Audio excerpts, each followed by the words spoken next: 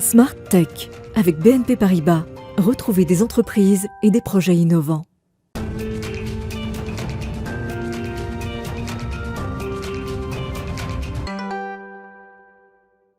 Bonjour à tous et à toutes, bienvenue dans Smart Tech que vous regardez à 11h en direct sur la chaîne Bismart. Alors dans cette émission qui est dédiée à l'innovation et aux technologies, on parle beaucoup des géants du numérique, mais aujourd'hui on va commencer avec une techno américaine qui est devenue française et cela grâce à une femme qui est ma première invitée aujourd'hui. Il s'agit de Marie-Laure Pochon, bonjour, de 3Disc. Ce sera donc son interview dans quelques instants. Et puis le cœur de cette émission sera dédié au débrief de l'actu. On parlera notamment du projet de loi autour du chèque télétravail ou encore d'un moratoire demandé par Euclidia sur les stratégies cloud des pays européens.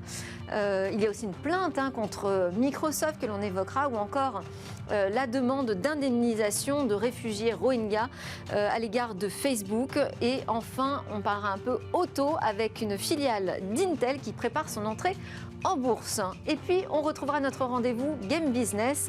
Là, ce sera pour un panorama du secteur avec les commentaires de Guillaume Monteux. On aura les chiffres commentés, notamment du CEL, le syndicat des éditeurs de logiciels de loisirs en France. Et puis on conclura cette émission avec notre zoom sur l'innovation pour demain. Ce sera un robot humanoïde, vous verrez, les plus réalistes que jamais. Mais tout de suite, c'est donc l'interview. On va parler dentaire avec une techno devenue française.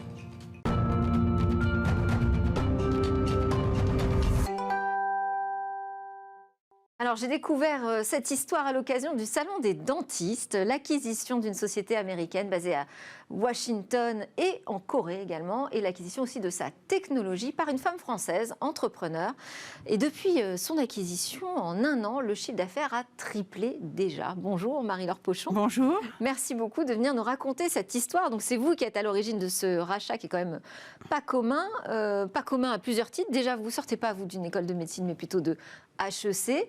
Vous n'avez pas créé de méga start-up en Silicon Valley qui expliquerait ce rachat, mais vous avez dirigé des biopharma en France. On peut citer Pfizer parmi la plus célèbre. Et vous avez là jeté votre dévolu donc, sur une société qui s'appelle 3Disc Dental Connect, pour donner son nom entier. Société donc ex-américaine, désormais française, de pure R&D dans la dentisterie. Vous en êtes la présidente. Alors pourquoi ce choix déjà ? Le choix a été simple. Ça fait maintenant 7 ans que je travaille dans l'industrie dentaire. Et il est apparu évident pour moi, après avoir été présidente d'une société assez importante, que la révolution, en fait, la dentisterie est basée sur 2 technologies qui sont assez anciennes. D'un côté, la chirurgie avec des moteurs, donc du rotatif, et puis de l'autre côté, des X-rays, des rayons X, technologie qui a 100 ans, qui en fin de compte existe dans le dentaire depuis 50 ans, et qui est absolument d'actualité, mais ce qui est sûr, c'est que la digitalisation doit vraiment apporter beaucoup aux dentistes généralistes, donc aux dentistes, à votre dentiste, à mon dentiste, et aujourd'hui, c'est pas le cas. Et donc, je me suis dit que j'avais cette société... Fallait trouver une pépite technologique. Exactement. Quoi. Cette société a été créée il y a une dizaine d'années avec comme objectif de créer la digitalisation des cabinets dentaires de demain, en commençant par un scanner intraoral, donc qui permet de faire une photo 3D de la bouche. Et ce qui est sûr, c'est que donc c'est la prise d'empreinte numérique. Absolument. Et cette technologie, cette société est absolument exemplaire, avec un vrai savoir-faire à la fois en hardware et en software. Et je me suis dit qu'on pouvait l'emmener plus loin et puis qu'on pouvait commercialiser les produits dans le monde entier. Et donc voilà, c'est ce que nous faisons. À la fois aller plus loin en R&D. On a fait beaucoup en un an, et puis aussi aller plus loin et évidemment commercialiser le produit partout. Mais alors c'est compliqué quand on est une femme française, entrepreneur qui connaît bien le secteur évidemment, mais d'aller acheter une entreprise tech aux États-Unis. J'ai eu la chance de pouvoir m'adosser à un fonds français qui s'appelle Galiena. Qui m'a suivi dans cette aventure, j'ai envie de dire. Et en fin de compte, on a relocalisé très vite le siège, donc qui est à Paris. Et ce qui est sûr, c'est qu'aujourd'hui, la plupart de nos efforts de développement sont faits depuis la France. C'est extrêmement important. Parce que vous ne l'avez pas juste racheté, en fait. Vraiment, le siège social, maintenant, est à Paris. Ouais. Et le cœur de la R&D, vous l'avez aussi déplacé en France. On ne l'a pas déplacé, on l'a enrichi. C'est-à-dire que D'accord. c'est très important, on est sur un marché mondial et les pratiques des dentistes sont très différentes en France, en Europe, aux États-Unis, en Asie. Et donc, on est dans des métiers où être pluriculturel est extrêmement important. J'avais fait le même exercice en partant de l'Europe et en allant, créant un centre de R&D aux États-Unis. Donc là, je fais l'inverse. Et ce qui est sûr, c'est qu'il nous faut à la fois des développeurs de R&D à la fois en France, aux États-Unis, en Corée. On va les garder très très longtemps. Et on pense que justement, en travaillant sur ces 3 pieds, eh bien, on va devenir encore plus global demain matin. Aujourd'hui, nos ventes sont essentiellement, sont beaucoup aux États-Unis, sont beaucoup aussi en Europe, déjà au Moyen-Orient. On est sur un marché mondial. Et alors, vous dites on renforce la R&D, je crois que c'est plus de 50% hein, des effectifs, Ouais. parce qu'aujourd'hui, il vous semble que dans la dentisterie, il y a encore beaucoup de travail à faire sur la partie numérique. Absolument. Qu'est-ce qu'on peut transformer ? Alors, d'abord, là, nous, on est en train de transformer le fait que les scanners intraoraux existaient depuis une dizaine d'années, mais étaient complètement réservés, ou ils se les réservaient à des dentistes très spécialistes, notamment des orthodontistes. Orthodontistes, oui, qui pratiquent des radios de la bouche et des dents. Donc, simplement en passant en fait un scanner, c'est ça ? Oui, absolument. Ça prend 2 minutes. Ouais. Et donc, eux avaient adopté cette technologie qui était, à l'époque, à moitié digitale, à moitié encore mécanique, optique. Et c'est vrai que nous, avec cette nouvelle génération de produits, beaucoup plus léger, notre produit fait 150 grammes, il tient dans la main, c'est très très léger, plus rapide, complètement digital, eh bien on va permettre à tous les dentistes généralistes, donc à tous les dentistes, de s'équiper pour un prix qui est 3 fois moins cher. Donc le frein, c'était vraiment le coût. Et la simplicité. Et la simplicité d'usage. Et alors l'avantage pour le patient ?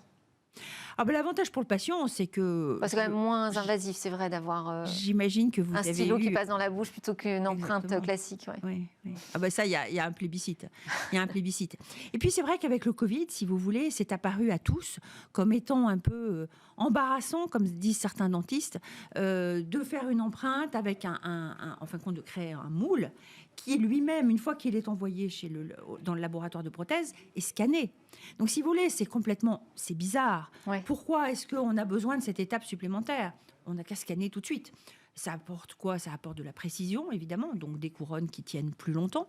La durée de vie des couronnes est complètement liée à la précision de leur design. Et c'est sûr que quand on scanne, on est à 15 microns, donc c'est extrêmement, extrêmement précis. Qu'est-ce qu'on peut imaginer comme nouvelles applications demain dans le dentaire qui grâce au numérique, permettraient d'avoir des soins justement moins invasifs, plus agréables, plus rapides pour tout le monde finalement ? Parce que là, vous travaillez sur l'empreinte uniquement ou il y a d'autres débouchés, je dirais, qui sont liés à la technologie numérique que vous venez d'acquérir ? Il y aura d'autres débouchés, notamment moins invasifs. Je ne crois pas que nous, la technologie qu'on ait, puisse y répondre. Par contre, plus rapide, ça c'est sûr. Ouais. Aujourd'hui, malheureusement, on n'a que 50% de la population, donc globalement, des Occidentaux qui ont accès aux dentistes, et notamment parce que c'est cher, parce que c'est long. Ouais. D'ailleurs, même en France, tout le monde n'a pas forcément accès facilement aux soins dentaires. Absolument. Et ce qui est sûr, c'est que si on permet aux dentistes de travailler plus vite, plus précisément, eh bien, ça va permettre à plus de patients d'être traités, d'être suivis. Donc, qu'est-ce qu'on peut imaginer ? Écoutez, on peut imaginer un jour, par exemple, pouvoir lier les fameux rayons X qui permettent de voir à l'intérieur à notre technologie, qui, elle, voit l'extérieur de manière extrêmement précise. Donc ça, c'est vrai que ça serait une révolution importante.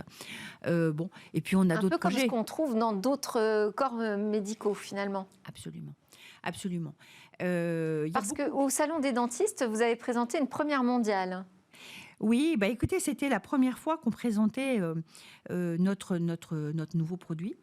Donc, qui est un scanner de toute dernière génération qui permet en moins de 2 minutes de faire une topographie. Et ça, aujourd'hui, ça n'existait pas. Enfin, ça n'existait pas jusqu'ici sur le marché. Ça existait sur le marché, mais ça existait à un tarif tout à fait différent, 3 fois plus cher. Donc, on parlait de 30 à 40 000 euros. Là, on est entre 10 et 15 000 euros. Donc, on est à un prix qui est évidemment beaucoup plus abordable. Pas de frais mensuels. Donc, si vous voulez, aujourd'hui, on se dit que, et on n'est pas les seuls, on se dit que la plupart des dentistes vont s'équiper dans les 3-4 prochaines années. Donc ça veut dire qu'en termes de potentiel de marché, ça va s'envoler. Écoutez, Vous avez déjà, oui, je vous le souhaite, vous avez déjà de très beaux résultats, je l'ai précisé en introduction. Merci beaucoup, Marie-Laure Pochon, d'être venue nous parler donc, de cette prise tech aux Américains pour révolutionner notamment le secteur dentaire. Merci beaucoup, Marie-Laure Pochon, donc je rappelle, présidente de 3 Disques. À suivre dans Smart Tech, c'est l'heure de notre débrief hebdo de l'actu.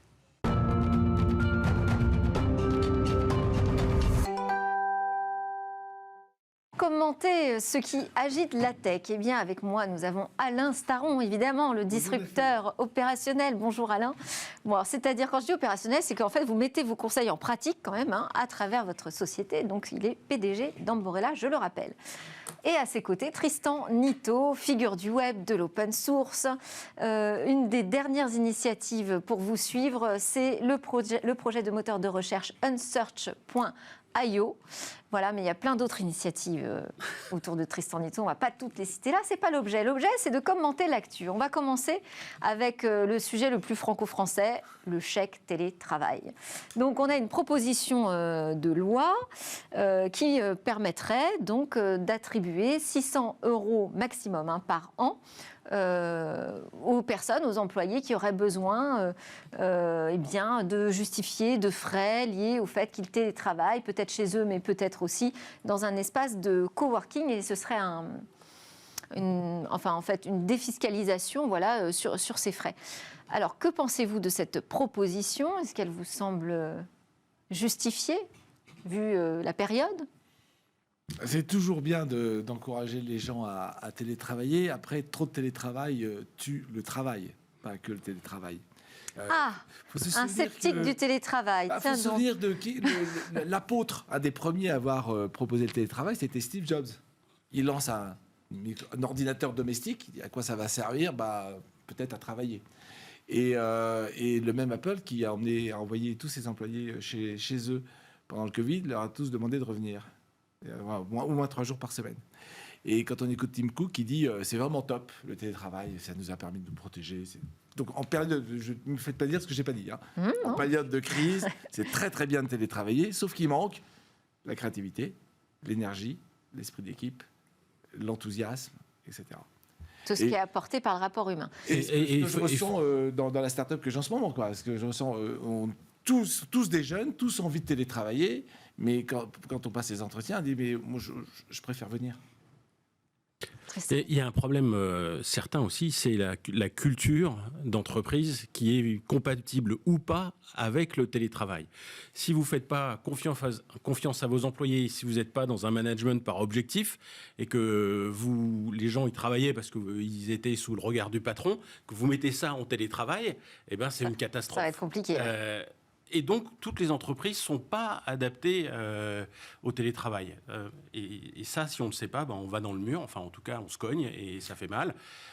Maintenant, c'est plutôt une bonne chose, ce chèque. C'est un petit progrès, parce qu'avant, on était C'est un peu comme le chèque déjeuner. C'est un peu comme un chèque déjeuner, finalement. Oui, mais on avait déjà une allocation télétravail à 550 €, mais qui ne s'appliquait pas en dehors de la maison. Oui. Et si vous avez des jeunes enfants ou une maison trop petite, etc., c'est bien de pouvoir utiliser cet argent pour aller dans un endroit spécial à l'extérieur de la maison.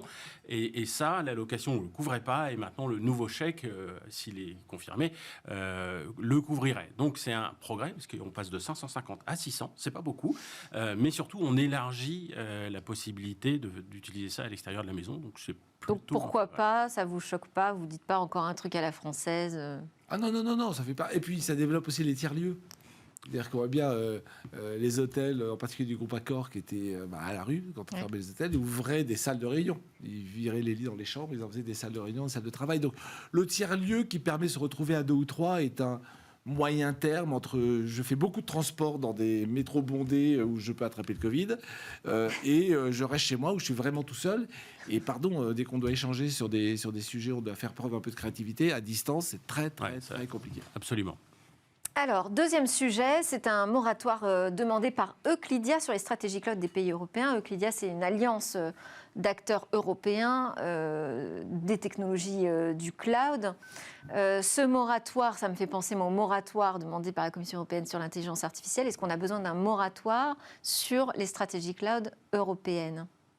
En fait, au départ, si on revient à 13 ans en arrière, la notion d'Europe, c'est aussi l'idée d'avoir un marché commun. Hein, donc vraiment, je reviens dans les annales de l'histoire, mais l'idée est intéressante. Et finalement, comme chaque pays commençait à mettre en place des certifications ou des exigences à chaque fois nationales, ça voulait dire que des entreprises de petite taille, comme malheureusement souvent en France et en Europe, et ben en fait se retrouver à devoir franchir des frontières en termes d'exigence de certification pour aller dans les différents pays. On n'avait plus ce marché européen. Et si on veut que l'Europe continue à aller de mieux en mieux au niveau technologique, il faut limiter, réduire ces barrières entre les différents pays.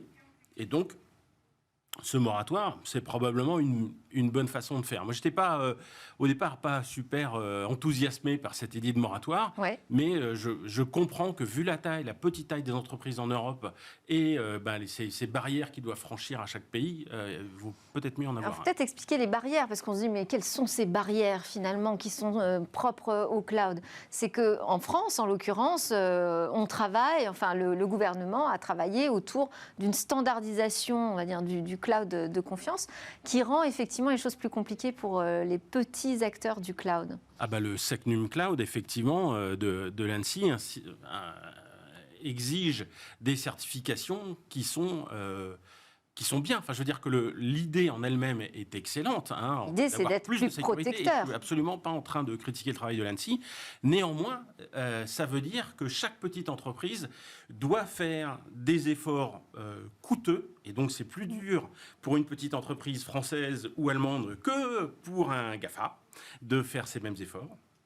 Donc, il faut se méfier quand même de ne pas pénaliser nos acteurs européens. Et l'inquiétude, c'est que cette doctrine, finalement, se diffuse partout en Europe. Voilà, exactement. Alors, Trompe de course. Encore une fois. Qui se trompe de course ? Qui ? Nous. C'est qui, nous ? Les gens qui font le moratoire, mais même, les instances. L'encouragement à l'innovation en Europe, ce qui se trompe de course. Pourquoi ? La course du cloud, elle est partie il y a très très longtemps, elle est très bien engagée, il y a des gens qui sont très devant, les autres ne vont jamais arriver à les rattraper. Donc c'est très bien. J'ai entendu ce discours déjà de la part d'Emmanuel Macron qui disait on a perdu cette bataille. Exactement. Donc il est un peu revenu dessus après quand même. Hein. Non mais j'ai la liberté de parole qu'il n'a pas, donc je continue.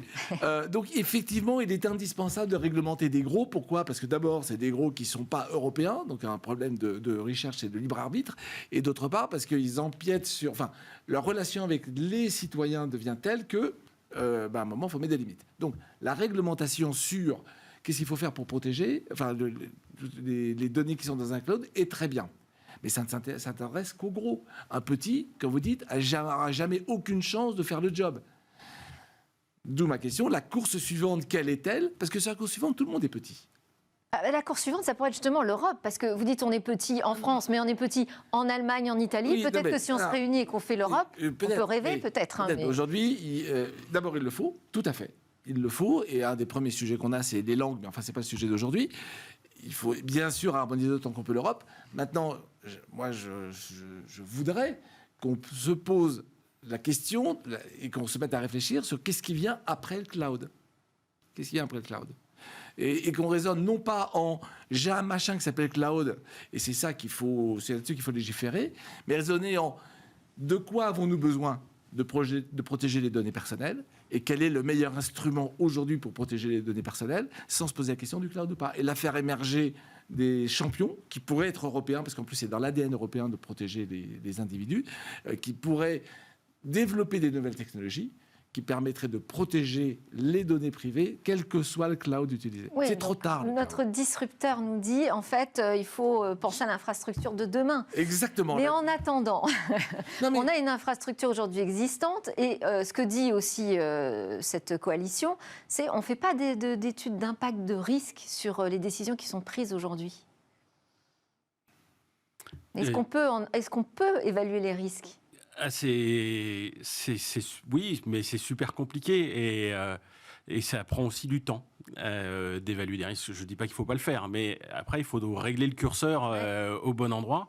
On a un problème qui est malheureusement très classique dans la régulation du numérique. C'est que la régulation, ça prend du temps. C'est-à-dire qu'il faut prendre des décisions, c'est l'État, c'est des lois, et ça avance à sa propre vitesse, qui n'est pas celle du numérique, qui est infiniment plus lent que le numérique. Et on pourrait en parler pendant des heures de toutes ces fois où on a essayé de réguler quelque chose et les géants du numérique ont contourné le machin en 24 heures. Qui fait que c'est bien de vouloir réguler, et il faut faire attention de ne pas arriver après la bataille, de faire attention de ne pas mettre les bâtons dans les roues de nos acteurs français ou européens. Et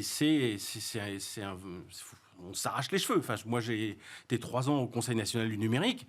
À chaque fois qu'on essayait de faire quelque chose, on prenait ça en compte parce que c'était très compliqué de vouloir réguler quelque chose sans avoir la capacité d'aller aussi vite que les entrepreneurs, surtout les géants américains. Favoriser les acteurs locaux, c'est vraiment l'objet de ce moratoire, en tout cas. Oui. Et il y a un truc dont on n'a pas parlé, mais qui est vraiment problématique, c'est ce fameux Cloud Act, où on laisse nos Américains, qui eux sont tenus par une loi extraterritoriale américaine, qui dit qu'en gros les États-Unis peuvent aller fouiller dans les serveurs en France, en Europe, où qu'ils soient, s'ils sont la propriété d'une entreprise américaine. Donc, c'est peut-être plus ça le problème, et en fait, en n'en parlant pas, je pense qu'il faut pénaliser les entreprises qui sont soumises au Cloud Act, donc les entreprises américaines, non pas parce qu'elles sont américaines, mais parce qu'elles sont soumises au Cloud Act, et ça, c'est factuel, et c'est un vrai danger. Et ça c'est l'infrastructure d'aujourd'hui, c'est l'exemple, c'est le hub de données de santé des Français qui est confié à Microsoft. Donc, lançons une initiative, un projet, un appel à projet très rapide qui dit qu'est-ce qu'on fait sur les infrastructures existantes, il ne s'agit pas de renverser la table, pour protéger les données. Il y a une solution très simple qui est la séparation des pouvoirs. Celui qui stocke ne peut pas crypter, et celui qui crypte ne peut pas stocker. Si on décidait d'imposer ça, le problème est réglé, puisque les Américains pourraient accéder à des données qui ne seraient que cryptées. Ça pose quelques problèmes technologiques, parce que on veut décrypter les données on the fly. Mais attends, on est des gens sérieux, on sait travailler, il n'y a pas de raison qu'on n'y arrive pas. Bon.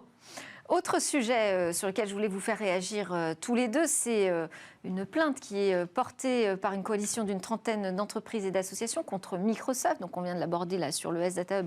C'est pas le même sujet, mais enfin c'est porté aussi par Nextcloud, qui est un concurrent de OneDrive de Microsoft. En fait, l'objet de la plainte, c'est encore des pratiques anticoncurrentielles. Oui, encore. Oui. J'ai l'impression d'avoir vu ce film je ne sais combien de fois. Moi, en 97, j'étais chez Netscape. Et donc, 97, il y a quand même 24 ans, bientôt 25.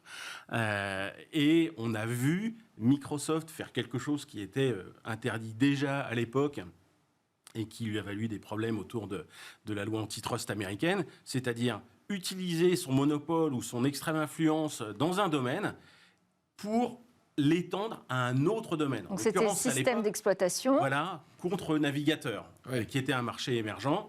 Et ils ont mis Internet Explorer dans Windows. Et voilà. Résultat des courses, c'était plié en 3 ans. C'est-à-dire que quiconque essayait de faire un navigateur ne pouvait plus le faire parce que le marché était complètement asséché. Est-ce qu'on est dans le même cas de figure? Parce que là, on parle donc de OneDrive et de Teams qui sont préinstallés par défaut sur Windows. Est-ce que, selon vous, on est dans le même type de pratique? C'est la même chose. C'est proche. Hein. C'est la même chose. Windows a toujours le même monopole. Je pose la question. Alors, avant même les explorateurs, il y avait les tableurs. Enfin, Feu Lotus, qui n'a pas survécu à Excel, qui était bien intégré. Bon, après, maintenant, on est sur cette suite bureautique. Alors, C'est exactement le même problème. Je voudrais bien que la même plainte soit posée sur Google. Quand on achète un iPhone, on a Safari installé par défaut. Bon, il y a oui, mais sauf que l'iPhone n'est pas monopolistique sur le marché des smartphones. Hein. C'est à peu près 15% de part de marché. Un peu plus. Ici, c'est 100%. Mais sinon, dans la vraie vie, dans le monde, c'est cet ordre-là. Enfin, il est au coude à coude avec Samsung en position sur la fabrication, sur la vente de smartphones. Mais c'est vrai qu'il y a tellement de modèles Samsung que finalement... Oui, mais Samsung, en fait, c'est Android et Android, c'est Google. Et Android, c'est Google. Et à chaque fois, vous avez Chrome par défaut. Et c'est le même problème. Mais en fait, aujourd'hui, vous avez 3 ou 4 suites. C'est peut-être la chance de Microsoft. Vous avez Google Works, vous avez Facebook Work, vous avez Apple, qui a aussi, j'ai oublié le nom, quelque chose. Et donc voilà, et Microsoft. Sauf qu'effectivement, Microsoft est toujours archi-dominant sur les PC. Archi-dominant. Moi, je vois beaucoup de boîtes qui se mettent à aller vers le Chrome, vers le Chromebook, en fait, des trucs comme ça. Et donc, voilà. Mais... C'est un peu vers là où je vous emmène, c'est-à-dire que finalement, les concurrents en face, c'est pas forcément Nextcloud, quoi. Ah non, mais Nextcloud, il est petit. C'est peut-être plutôt il est européen. Google. Et il est open source. Et moi, je dis que c'est ces gens-là qu'il faut favoriser, clairement. C'est pas les mêmes, ils se battent pas avec les mêmes armes. Google et Microsoft, tant mieux pour eux, quoi, qu'ils se battent, quoi. J'ai aucun problème. Mais les petits, ils ont clairement pas les moyens. Ils sont surtout très centrés sur une petite brique, un petit bénéfice client. Alors que les autres, ils visent la suite. Ce que je veux dire, c'est que là, l'attaque est stigmatisée. C'est vraiment, elle vise essentiellement Microsoft. Est-ce que ça vous semble justifié aujourd'hui ? Oui, mais parce que en fait, c'est le leader aujourd'hui. Et Nextcloud, ils font une suite de collaboratives. Donc, et ils arrivent, ils essayent de s'installer sur Windows, mais en fait, tout est préinstallé, pré-câblé pour Teams, pour OneDrive. Et donc, c'est plus compliqué. Et donc, c'est une vraie barrière. Sur les Chromebooks, ils n'y arriveraient pas non plus. Hein. Alors, il y a moins de Chromebooks.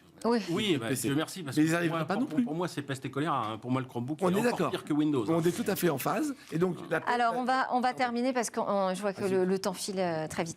On va terminer, peut-être pas terminer, mais enfin, on va aborder aussi ce sujet important donc des Rohingyas qui portent plainte contre Facebook. En fait, ils accusent le réseau social d'avoir laissé se propager des messages de haine visant cette minorité ethnique musulmane originaire de Birmanie. On sait qu'en 2017, s'en est suivi donc une violence sans précédent, hein, avec plusieurs milliers de morts. Est-ce que cette plainte a une chance, selon vous, d'aboutir ? Je ne sais pas si elle a la chance d'aboutir, mais elle est complètement justifiée. Ouais. Moi, les chiffres, je suis allé les chercher pour être sûr, parce que je ne voulais pas dire de bêtises. 25 000 morts, 700 000 personnes déplacées, 36 000 personnes qui ont été jetées dans des feux, des viols collectifs, 18 000. Des viols collectifs de guerre, 18 000. Parce que les forces de police birmanes ont d'abord attaqué les Rohingyas et ensuite ont diffusé via Facebook des messages de désinformation en disant que les Rohingyas faisaient des meurtres, etc. Et ont appelé les gens armés à venir tuer des Rohingyas. Et Facebook... prévenu, évidemment, parce que dès qu'on a vu cette chose se passer, eh bien, on a prévenu la direction de Facebook en Californie et ils n'ont rien fait. Et au bout d'un moment, ils ont fait bon, alors les forces de police, ça suffit. Retardement. Non, mais très tardivement. Ouais. Pourquoi ? Parce qu'en fait, si on le sait via la lanceuse d'alerte Frances Haugen, c'est qu'en fait, la problématique de surveillance de Facebook, elle n'existe qu'aux États-Unis, parce que c'est leur marché et ils ne veulent pas d'ennui chez eux, parce qu'ils savent que le législateur peut leur tomber dessus. En Birmanie, c'est pas important. Et il faut savoir qu'en Birmanie, les gens, vous leur demandez est-ce que vous avez Internet, ils vous répondent non, j'ai pas encore Facebook, mais je vais bientôt avoir Facebook. Ils pensent que Facebook et Internet, c'est pareil, quoi. Et la question, ça porte sur la question de la responsabilité, hein, parce que évidemment, une plateforme peut dire moi, je suis pas responsable des messages diffusés par mes utilisateurs.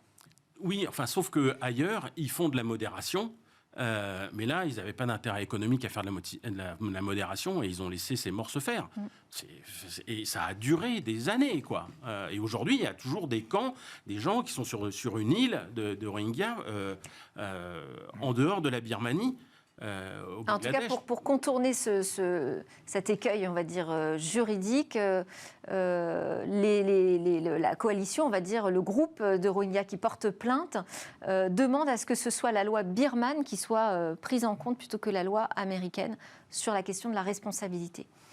Je suis désolée, on fait très vite.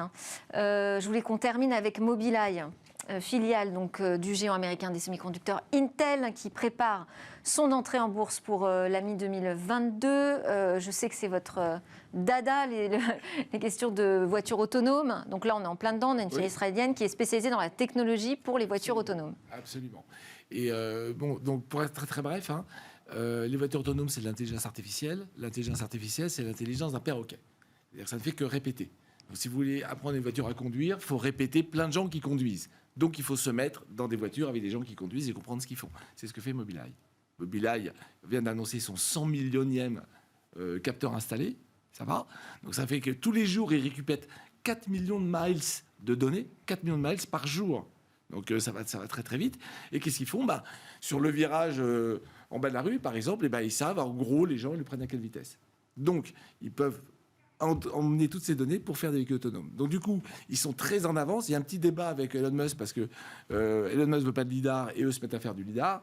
Mais globalement, vu d'Intel qui doit se lancer dans les semi-conducteurs, on en a parlé récemment, il se relance dans les semi-conducteurs avec un projet monstrueux. L'argent frais fait pas de mal. Et donc Intel a précisé qu'il resterait évidemment actionnaire de Mobileye. Il ne va pas lâcher sa petite pépite. Merci beaucoup à tous les deux. Je suis désolée, on a dû faire très vite sur la fin.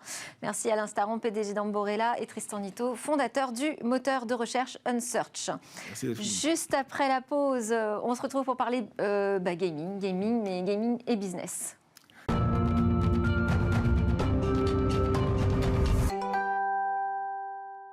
Et vous voilà de retour sur le plateau de Smartech. On parle d'innovation et de société numérique. Alors, dans la deuxième partie de l'émission, vous savez, on fait un zoom quotidien sur l'innovation. Là, on va découvrir un robot humanoïde qui a des expressions faciales ultra réalistes. Mais d'abord, c'est l'heure de notre rendez-vous Game Business avec Guillaume Monteux, le président de Gatsby. Bonjour Guillaume. Bonjour Delphine. Alors aujourd'hui, on va commenter, vous allez commenter quelques-unes des informations publiées par le CEL, qui est le syndicat des éditeurs de logiciels de loisirs. Absolument. Alors ce syndicat, il regroupe des éditeurs, des distributeurs dans le monde du jeu vidéo pour faire la promotion de l'industrie du jeu vidéo auprès des politiques et des institutions. Ils font vraiment un boulot qui est très important et qui est assez structurel. Alors, ils viennent de mettre à jour leur étude annuelle avec Médiamétrie sur le baromètre, entre guillemets, de l'industrie du jeu vidéo en France. Et en fait, on y apprend notamment qu'en 2020, les Français ont encore plus joué aux jeux vidéo que l'année précédente. Alors, vous allez me dire, avec cette année de pandémie, ce n'est pas forcément une surprise. Eh bien, moi, je le répète, la pandémie, pour moi, est un révélateur, si vous voulez, que les jeux vidéo sont entrés dans la vie de tous les Français et absolument pas à considérer comme la manifestation d'un phénomène qui ne serait que conjoncturel.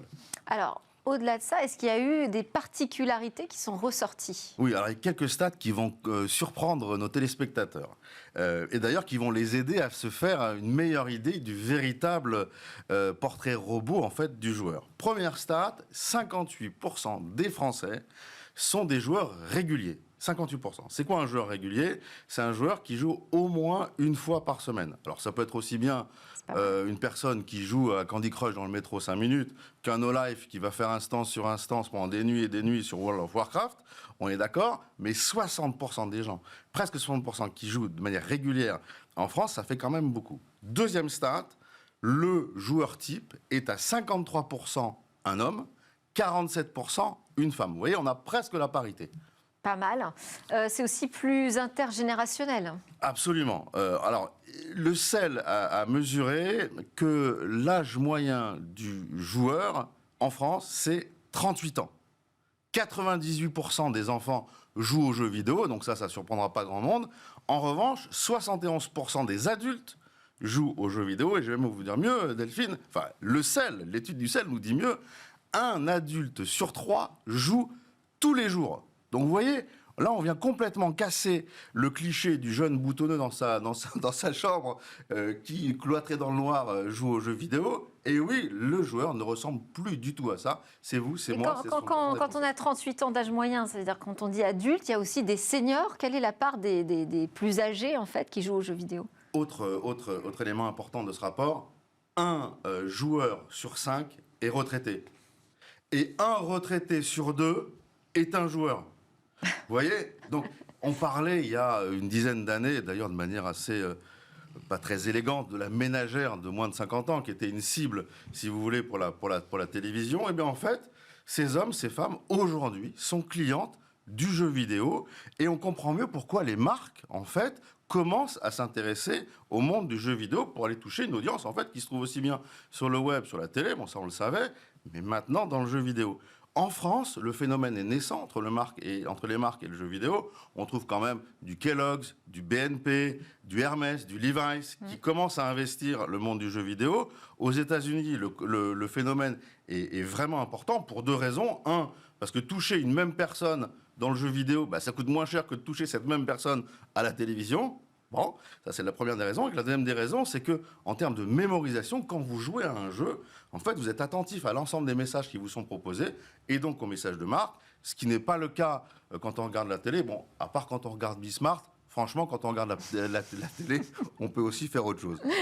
Alors, que pouvez-vous nous dire des jeux favoris des Français? Alors, là aussi, le sel nous apprend des choses assez intéressantes. Côté console, on va retrouver du FIFA, Animal Crossing, Call of Duty, un marché quand même de 175 millions de dollars, rien qu'en France. On va retrouver des très gros éditeurs qui font les cartons sur les consoles, des jeux qui sont extrêmement bien produits et des franchises. Sur PC, on va plutôt trouver des jeux comme Football Manager, comme l'excellent jeu qui est sorti en 2018 qui s'appelle Red Dead Redemption, Cyberpunk, qui était un fiasco total sur console, et donc les joueurs y ont joué sur PC. Et côté mobile, on va jouer à Homescape, on va jouer à Codemaster, Among Us, on va jouer à Scrabble, etc. Donc en fait, on le voit, sur PC, c'est plutôt des jeux de stratégie, des jeux d'aventure, sur console, plutôt des jeux d'action, plutôt des jeux de sport, de FPS, et évidemment de la franchise Nintendo. Et côté mobile, on est dans l'hyper casual, on est dans le pulse, on est dans la simulation, bref, des jeux dont les temps de session sont globalement très courts. Et on préfère jouer plutôt seul ou plutôt en réseau? Ah là, le sel nous apprend aussi quelque chose, c'est qu'aujourd'hui, en France, il y a un tiers des joueurs qui jouent connectés. Et en fait, c'est une tendance mondiale. Ce qu'on appelle le social gaming, c'est la catégorie de jeu la plus jouée et la plus recherchée. Et ça va même très loin, hein. Même pour les enfants, si vous voulez, dont les parents interdisent Facebook ou Instagram ou WhatsApp, etc. En fait, ils téléchargent des jeux, par exemple Brawl Stars. Ils ne jouent pas à Brawl Stars, qui est un jeu de combat, si vous voulez, mais en fait, ils se servent du chat de Brawl Stars pour parler à leurs copains, à leurs copines. La connexion, si vous voulez, c'est quelque chose de très important. Puis un nouveau buzz, le métaverse. Ben oui, bien sûr. Le métaverse, qui met en connexion, là pour le coup, des milliers, des dizaines de milliers, des centaines de milliers, des millions de joueurs dans des univers persistants. Bon, le métaverse, nouveau phénomène, bof, parce qu'on a déjà parlé de Second Life dans cette émission, qui est plutôt le pionnier du métaverse. Ça vous semble justifier, vous, ce retour-là du buzz autour du métaverse? Ah ben complètement. Non seulement ça va être un buzz, mais ça va être quelque chose de game-changing pour le coup. Pour trois raisons. D'abord, aujourd'hui, contrairement à Second Life, les mondes virtuels persistants sont ultra réalistes. Les directions artistiques sont ultra travaillées. La profondeur du jeu, elle est vraiment impressionnante. Et donc les joueurs n'ont pas aucun mal à s'identifier à leur avatar et à jouer leur propre expérience dans des mondes dans lesquels ils sont projetés, qui sont très typés, qui sont très fouillés. Ça, c'est un. Deux, en fait, ces mondes sont très facilement accessibles. Les opérateurs télécoms ont investi des milliards en infrastructures. Ceux qui fabriquent les devices, ils les fabriquent de moins en moins cher et donc sont de plus en plus accessibles. Donc tout le monde peut accéder à ces métaverses. Et enfin, dans les métaverses, on peut faire énormément de choses. Ça a progressé. Ouais. On peut discuter, on peut se balader, on peut rencontrer des personnes, on peut créer des choses. En fait, les métaverses deviennent de véritables lieux d'expression en tout genre. Et les métaverses sont des mondes persistants, ce qui apporte une saveur particulière, si vous voulez, à ces créations. Bon, je vous sens très convaincu par le concept, Guillaume. Merci beaucoup. Guillaume Monteux, président de Gazmi, qui vient nous faire la revue du game business chaque mois dans Smart Tech. À suivre, on va parler de demain avec peut-être des avatars robotisés.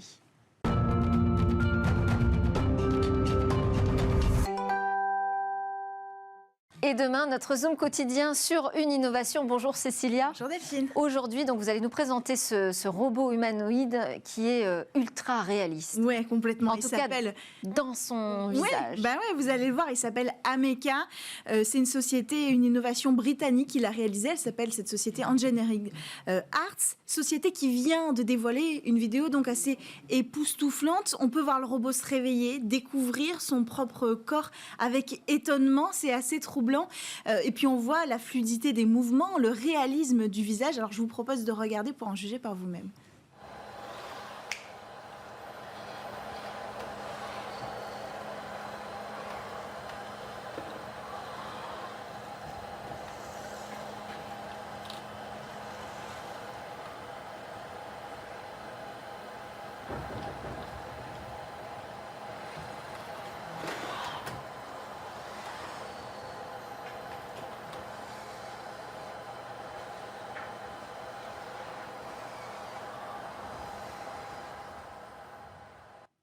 Mais alors, comment ont-ils obtenu un rendu aussi réaliste? Mais alors, ils avaient déjà acquis cette technologie au niveau du visage avec leur techno qui s'appelle Mesmer, qu'ils ont développé et dévoilé en 2018.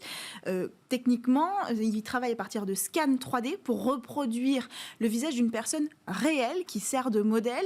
Ils vont aussi reproduire avec du silicone parfaitement la peau et les expressions du visage qui sont uniques et qu'on ne peut qu'imiter en s'inspirant de l'homme. Donc, en fait, c'est quasiment un clone robotique. Et qu'est-ce qui se cache sous la peau? Alors, sous la peau, beaucoup de technologies, évidemment, des capteurs pour repérer quand même dans l'espace les personnes autour de ce robot Ameca, et puis aussi de la mécanique pour articuler les bras, créer un mouvement. Il ne peut pas marcher. Pour l'instant, c'est que le buste qui existe de ce robot, et puis de l'électronique pour faire tourner toute l'intelligence artificielle. Mais c'est là que je dois quand même vous préciser un point très important autour de cette technologie. Ce que vous avez vu à l'image, eh bien, c'est pas du tout le produit de l'intelligence artificielle. Pour l'instant, Ameca est incapable d'improviser. Il s'agit en fait d'un automate programmé, programmable. L'objectif, évidemment, à terme, c'est d'utiliser cette technologie avec de l'intelligence artificielle à la hauteur de ce robot humanoïde. Donc, la société va proposer d'emprunter ce robot pour tester ces logiciels d'intelligence artificielle grâce aussi à un software qu'ils ont développé eux-mêmes avec cette société Engineered Arts. Mais il y a un autre usage proposé, puisque c'est aussi un automate, et bien l'utiliser comme pantin robotique pour du divertissement. Véritablement, en plus d'être programmable, on pourrait commander et utiliser sa voix. Sa voix serait utilisée par le robot à distance, donc on pourrait le faire parler.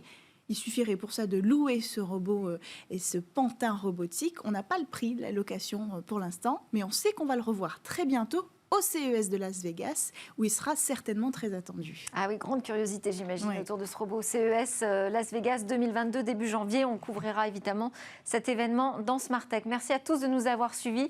On se retrouve demain alors pour 2 rendez-vous exceptionnels. Oui. Dans Smart Space avec Cécilia, il y aura des grandes interviews avec Bruno Le Maire, Oui. avec aussi la directrice adjointe de Oui, Ariane c'est ça, Group. Morena Bernardini.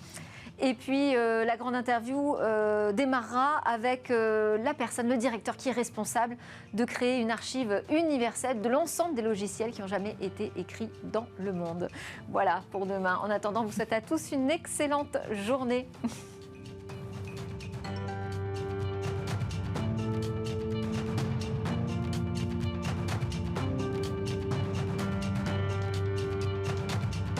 Smart Tech avec BNP Paribas. Retrouvez des entreprises et des projets innovants.